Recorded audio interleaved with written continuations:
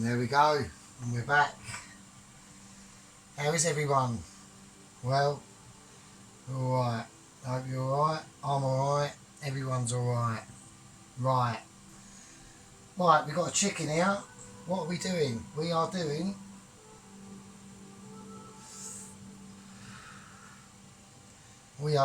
a Sunday chicken roast fucking dinner.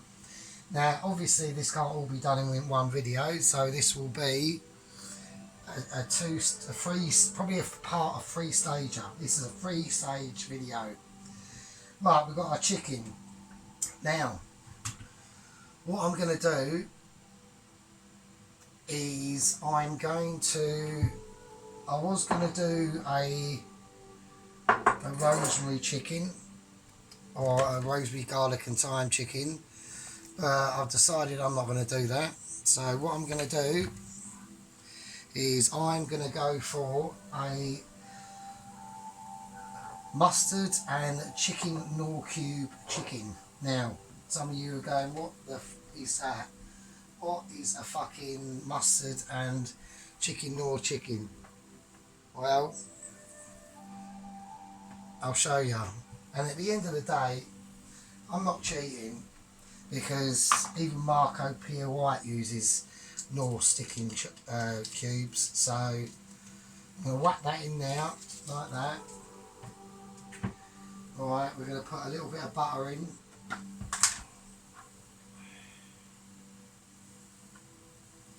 Now this is to be spread on the chicken. So, like that. Get your mustard.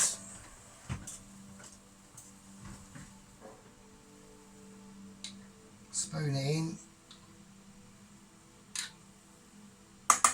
Like that. Okay. So, here we go. Right, first of all, we've got to cut the chicken up. I'm not using this whole chicken because there's only me here. So, this is what we do. Right, we're going to use this chicken for stock as well. So, first things first, cut away the fat, because you'll want that for stock. Like that. Turn it over, cut the arse off, like that. Little feet at the bottom. All the bits we're not going to eat can be used for stock. The neck, get rid of that. Stock. Right, chicken wings. I don't eat them. I use them literally for stock. There we go. Now, some of you are probably going to be asking, hang on a minute, why is he not using a knife? Well, I find it easier to just use a pair of kitchen scissors to cut chicken up, basically. Right, with these chicken wings, put a little cut in them, and that will help. That will help them release their gorgeousness. They're absolute lovely. There you go. Right, turn it over. Now we want the back, because that is going to create some fantastic chicken stock. I've already got chicken stock anyway. I've got a couple of varieties of chicken stock. Ones with like thyme in it, ones with garlic in it, or whatever. So, but the best chicken stock I done was about a month ago, and it consisted of just chicken. That was it, and it came out. It took me 2 days to do it. It was a 2-day cook-off. There you go. That's what you want. On the back, like that. Yeah, it was a 2-day cook-off, and it came out almost golden and very thick and rich. And that is what we're going to be using in our gravy today. But that's later on. That's in part 3, so don't worry about that. Right, take a knife. I'm going to have to cut the breastbone like that.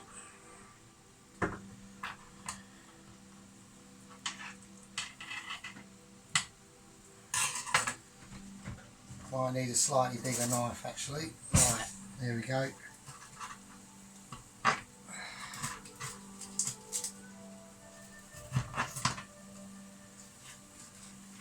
There we go. Right. There's the chicken.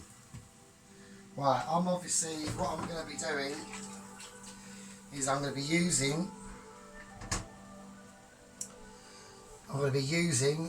not the breast, but the thigh and the leg. That's where the flavour is. I mean, it's all good flavour, but I prefer thigh and leg, basically. Right, so now what we're going to do is we're just going to bag the stock up and the rest of the chicken. Well, I've got water boiling now, so I want to put my potatoes in there. So all this is gold. That is gold. You do not want to be chucking that at all. Right, let's put it in the freezer of many things. So yes, it's a nice Sunday morning today. No work, thank fuck. So there we go. So hope everyone's enjoying themselves, having a nice peaceful Sunday. So that's that. I mean, I've got so much chicken in my freezer that it is mental. Because I also get bits from work, so my freezer is basically fucking rammed.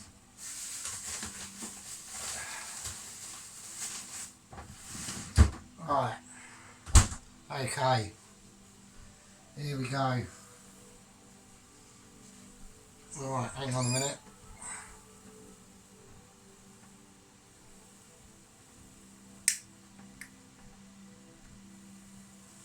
Right.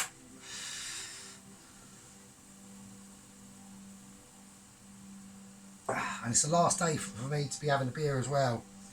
We're doing a little bit of an experiment for 6 months, and we're basically not having any beer because I need to lose weight, because like I said, I'm 5'3" and I'm almost 12 stone. So that's not good. Right, okay. That's the chicken. That's what's going to be being covered over the chicken to give it a very mustardy, chickeny flavour. Works really, really well. Right, now what we've got to do is we've just got to cut the potatoes up. I probably ain't got enough water actually, I'm going to put some more water on. So here we go. So actually we just give that a quick wipe, because obviously cross-contamination and all that sort of business. Let's put the chicken in a bowl. In that goes there. Let's give this a wipe over.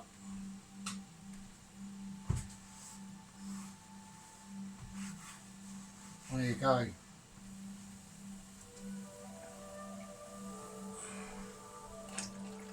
A bit more water in there. I've salted the water.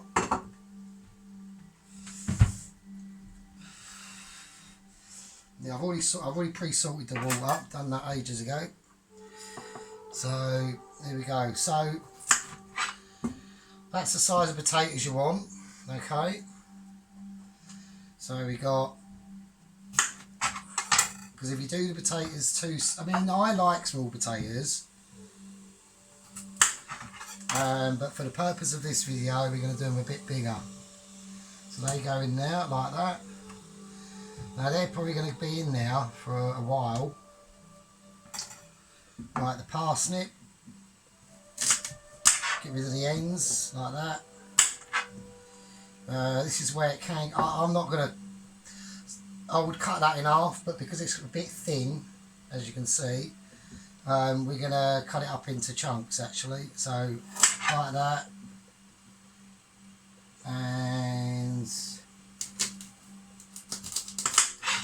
like that. There you go. And we're going to whack them in as well. They go in with the potatoes. Right, here we've got some swede. That's going to be done a bit later. Here we've got the Brussels out. We'll sort them out in part 2.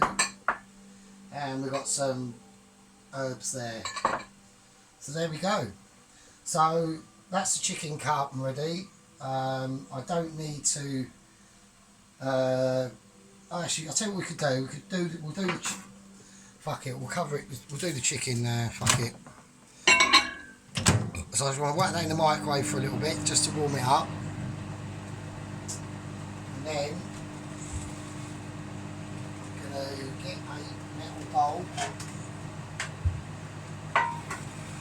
Line it in a bit of oil. Only a little bit. Right, let's take this out so look. Nice. Right, okay, that's cool. Right, let's get a fork.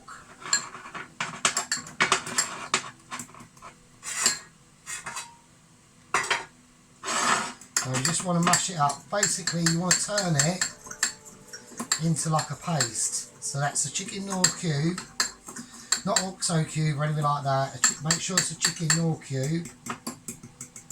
Right. And now we're going to plaster it. But before we plaster it, we're just going to put a couple of little slices in the chicken, just so it marinates nicely. So score it, not a lot, that's all you need. Like that, that's all you need. Right, let's whack this in or on. So just get your hands, you want to get a bit dirty. I know a lot of you might be saying, oh, we ain't got no fucking gloves on or anything like that. Oh. Yeah, I know, but it doesn't matter because I'm the one that's fucking eating it, not you. So there you go. This is not a restaurant, this is a home kitchen with home proper cooking. There you go, job done. Give your hands a wash. Always make sure you've got a bowl of water ready. There you go, let's get rid of that. Okay, bits there, about white. There we are. Right, we're just going to salt it.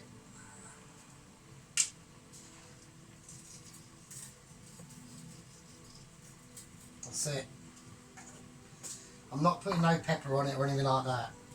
Right, we're going to put that in the fridge.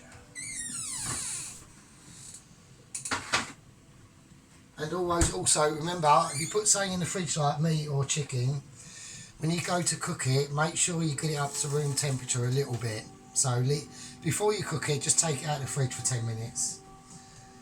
And there we go.